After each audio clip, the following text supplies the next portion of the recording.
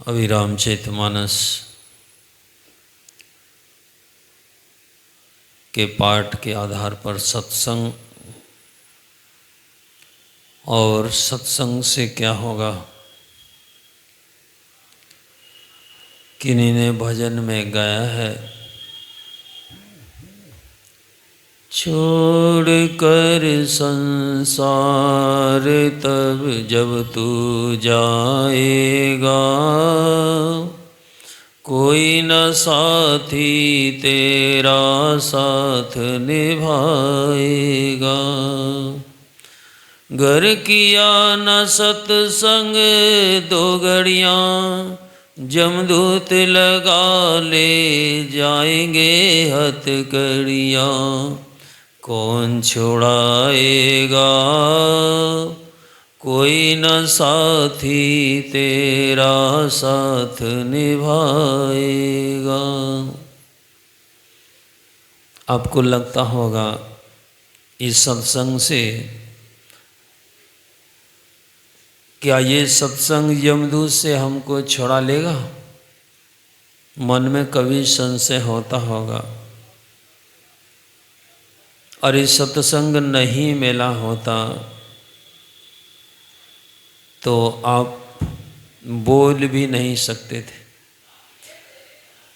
सुन भी नहीं सकते थे। सत्संग जीवन का आधार है। आपके पास सब कुछ है और जीवन में सत्संग नहीं है। आपके पास जेब है और जेब में पैसे नहीं हैं तो जेब का कितना महत्व है। आपके पास बंदूक है और उसमें गोली नहीं है तो उसका क्या महत्व है।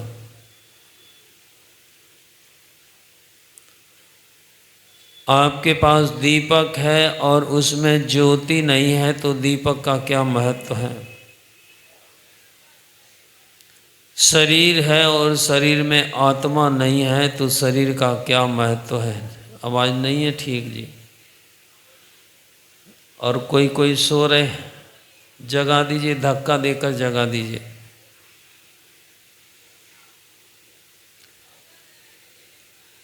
आपके पास जेब है और पैसे नहीं हैं तो कोई महत्व नहीं है। लेकिन मान लो जेब में पैसे भी हों और एक चीज आपके पास नहीं हो, सीटी नहीं आनी चाहिए।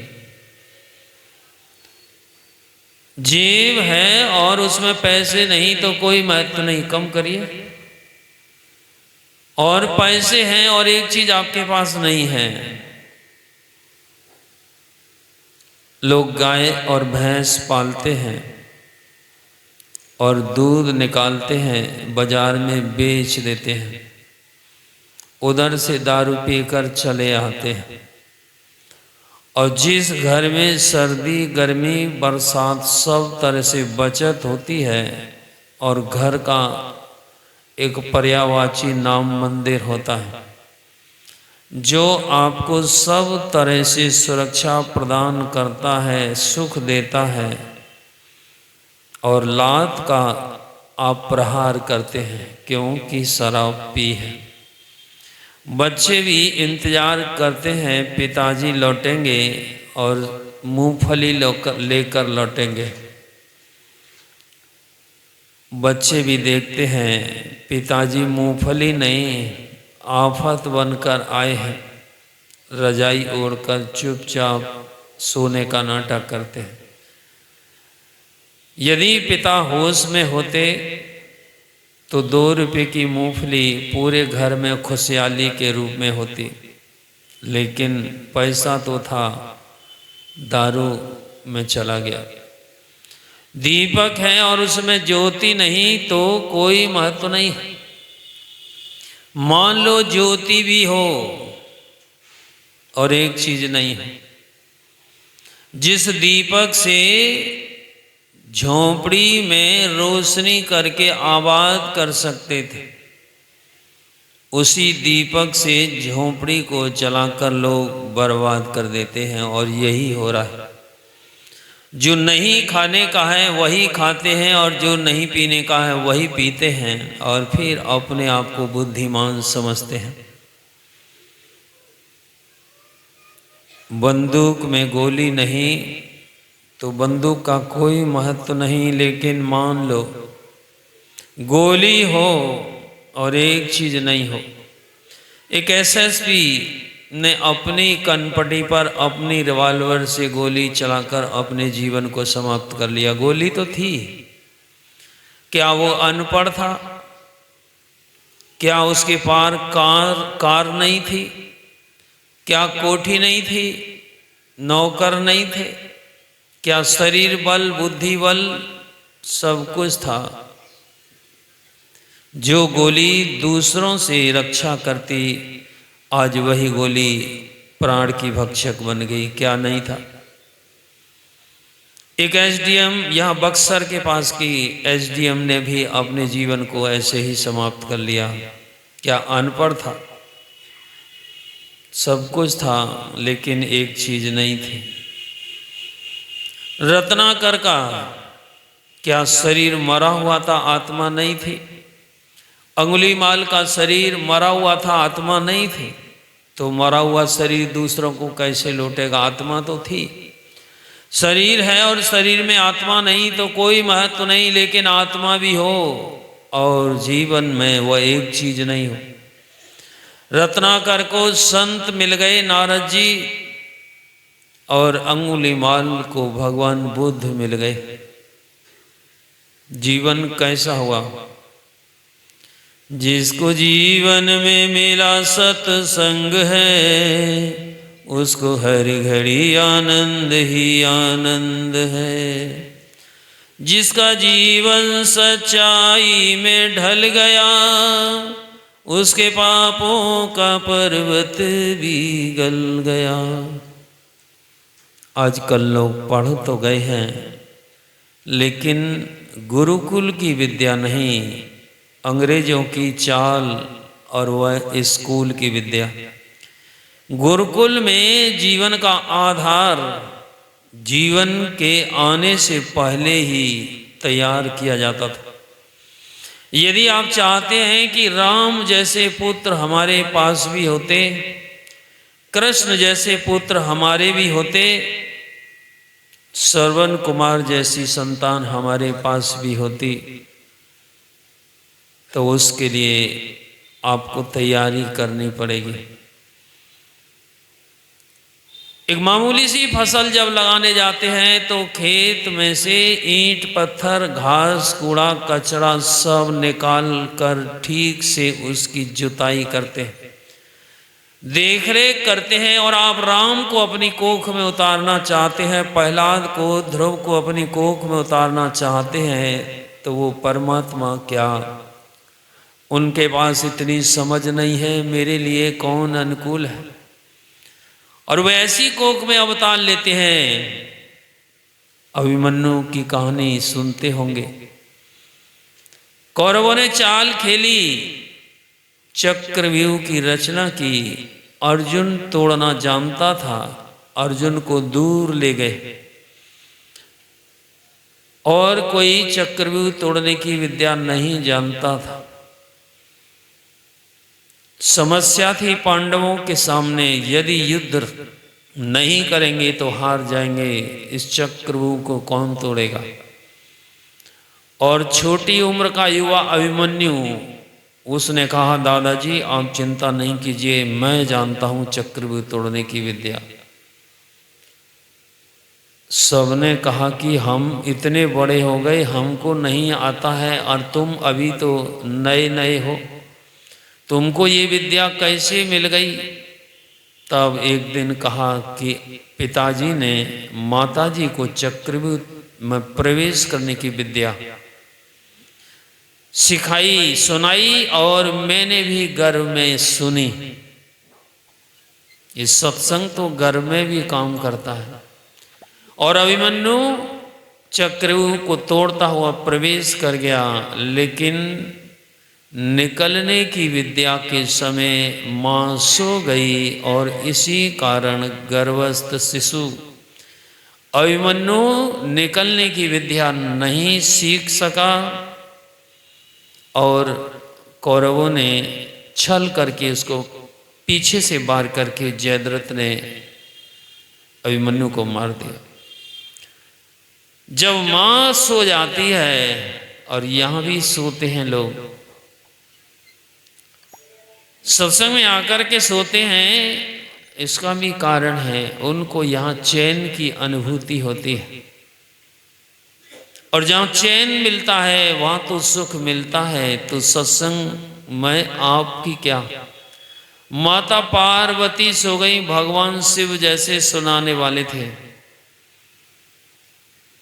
जब मां जगत जननी की उपाधि मिली है वो सो सकती है, तो सत्संग में कैसे सुनना चाहिए? सुखदेव मुनि की तरह। मां पार्वती सो गई और सुखदेव मुनि सचेत होकर सुनते रहे और हुंकार देते रहे। फल क्या हुआ? जो भगवान शिव ज्ञान और वैराग्य की सुनाई बातें उनके जीवन में असर कर गई, और अपनी मां के गर्भ से बाहर आना नहीं चाहते हैं। क्यों? क्योंकि उन्होंने ठीक से सुन लिया था, लेकिन समझने में कुछ कमी थी। मां के गर्भ से बाहर आना नहीं चाहते थे। व्यास देव जी ने बहुत समझाया, इसमें तुम्हारी मां को कष्ट हो रहा है, तुम बाहर आओ। ये तो इतना सुन लिए थे, बोले कि बाहर माया की हवा चलती है, मैं बाहर नहीं आ सकता। बहुत समझाने के बाद इस बात पर बाहर आए कि माँ को कष्ट होता है तो मैं ही बाहर होता हूँ, इस शर्त पर कि मैं घर में नहीं रहूँगा। और जन्म लेकर तुरंत जंगल चले गए। जंगल में भी आत्मज्ञान नहीं हुआ। लौटकर फिर पिता व्यासदेव के पास आए। व्यासदेव जी समझ गए, मैं समझाऊंगा तो ये समझेगा कि ये तो मेरे पिता हैं। गुरु वाला ज्ञान ये नहीं समझ सकेंगे। कहाँ भेज दिया? भेज दिया, चले जाओ जनक जी महाराज के पास। सुखदेव जी के मन में जरूर प्रश्न हुआ होगा, मैंने जन्म से पहले ही सावधानी बरती और मेरे पिताजी मुझे अब ग्रस्त के पास अर्थात ग्रसित के पास कहिए, जो सब तरह से ग्रसित हैं, परिवार में फंसे हुए हैं, राज में फंसे हुए हैं, और मैं तो वैरागी हूँ। शरीर पर वस्त्र पहनने की आवश्यकता सुखदेव जी को नहीं है, और मुझे वो राजा सोने और चांदी से लदे हुए और सिंहासन पर बैठने वाले वो मुझको सिखाएंगे। और इसी भ्रम को तोड़ने के लिए व्यासदेव जी ने जनक जी महाराज के पास भेजा। जनक जी महाराज के पास पहुंचे, द्वार पर द्वारपाल से कहा कि महाराज से मिलना चाहता हूं। द्वारपाल राजा जनक के पास गए, कहा कि इस तरह का एक व्यक्ति बिना वस्त्र धारण किए द्वार पर आपसे मिलने की इच्छा लेकर खड़ा है। जनक जी ने कहा कि कह दो वहीं खड़े रहे, और खड़े रहे। 7 दिन बीत गए, सोए नहीं, बैठे नहीं, पानी और भोजन कुछ नहीं किया, केवल गुरु के दर्शन और गुरु से सत्संग का इंतजार किया। 7 दिन बाद जनक जी महाराज ने कहा कि ठीक है, अब अंदर भेजो।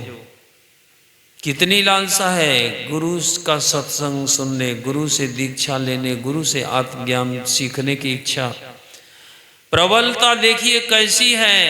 और 7 दिन भीतर जब गए तो फिर भीतर कह दिया यहीं बैठ जाओ, और बैठे रहे। तो फिर 7 दिन और बैठा करके रखा। आप तो 10 मिनट 5 मिनट में उठ करके भाग जाते हैं, यहाँ कितना धैर्य, कितना धैर्य चाहिए।